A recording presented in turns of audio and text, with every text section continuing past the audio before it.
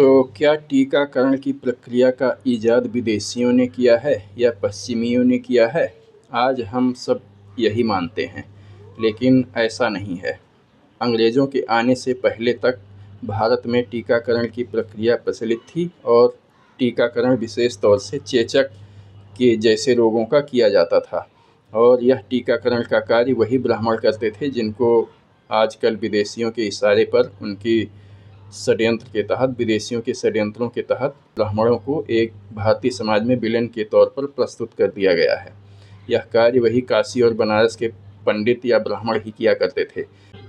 काशी या ब्राह्मण के विद्वत सभाओं के ब्राह्मण इन पे शोध कार्य किया करते थे और फिर अपने अनुयायी ब्राह्मणों को इसका प्रशिक्षण देके गांव-गांव भेज दिया जाता था उनको इस कार्य के लिए, टीकाकरण के लिए। इसके लिए वे किसी रोगी के चेचक के सूखे हुए पस के पाउडर को इस्तेमाल करते थे और जिस रोगी को टीकाकरण करना होता था उसके शरीर में बाँह पर एक चीरा लगा करके उसमें यह पस भर दिया जाता था और फिर उसको गंगा जल से धोया जाता था और माता शीतला के मंत्रोच्चार से उसे शुद्ध किया जाता था।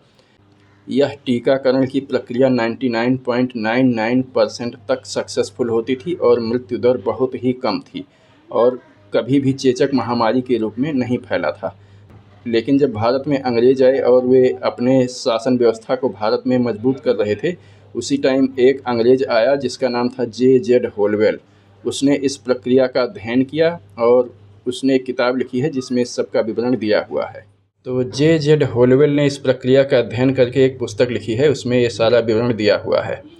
तो उस समय काशी और बनारस के अत्यंत विद्वान ब्राह्मण इस पे शोध कार्य करते थे और अपने अनुयायियों को इसका प्रशिक्षण लेके गांव-गांव टीकाकरण के लिए भेज देते थे। जिस गांव में उन्हें जाना होता था वहां पे पहले से ही खबर दे दी जाती थी कि हम इतने समय पे आएंगे। तो जिनका टीकाकरण होना होता था वे लोग 1 माह पहले से मीट, अंडे, मछली और दूध इन सब पदार्थों का त्याग कर देते थे और फिर आके उनका टीकाकरण किया जाता था और इसके बदले में वे लोग कुछ भी नहीं लेते थे। चीन में भी उस समय टीकाकरण की ऐसी ही कुछ प्रक्रिया प्रचलित थी, लेकिन वे लोग उस सूखे पाउडर को नली के द्वारा नाक में डाल करके टीकाकरण करने का प्रयास करते थे, लेकिन इसका सफलता दर बहुत कम थी। और उस समय यूरोप के धनी संपन्न लोग भारत में आके इस प्रकार से टीकाकरण कराते थे और अपनी जान की रक्षा करते थे। अब J.Z. होलवेल ने इस सब को देख करके अपनी पुस्तक लिखी और उसको लेके ब्रिटेन गया। वहाँ पे जाके इन लोगों ने यह टीकाकरण खुद करने का प्रयास किया, लेकिन वह सफल नहीं हुआ और उनके द्वारा किए गए टीकाकरण से मृत्यु दर बहुत अधिक थी। वे चूँकि भारतीय मंत्रोपचार और इन सब चीज़ों का पालन नहीं करते थे।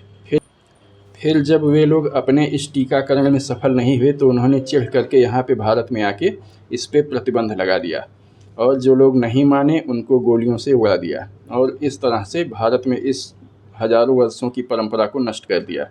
यह नष्ट होने के बाद में फिर भारत में चेचक महामारी के रूप में फैलना शुरू हुआ और फिर बार-बार महामारी अंग्रेजी शासनकाल के दौरान भी फैली और आज़ादी के बाद भी हर 10 सालों में लगभग हर दशक में खूब बड़े पैमाने पर यह महामारी के रूप में फैलती रही। इस दौरान ब्रिटेन में अंग्रेज अपने इस टीकाकरण पे शोध करते रहे, उसका विकास करते रहे और धीरे-धीरे फिर वो अपने इस शोध कार्य में सफल हुए।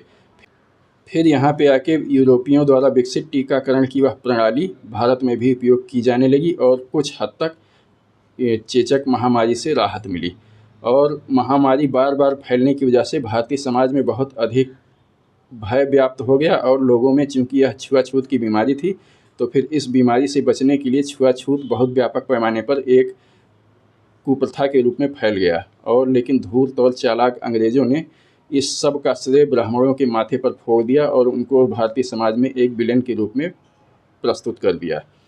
और तो इस तरह से हम जानते हैं, देखते हैं कि भारतीय समाज में टीकाकरण बहुत पहले से प्रचलित था और इसके चलते कभी भी ये चेचक जैसी व्याधियाँ महामारी के रूप में नहीं फैल पाई थीं।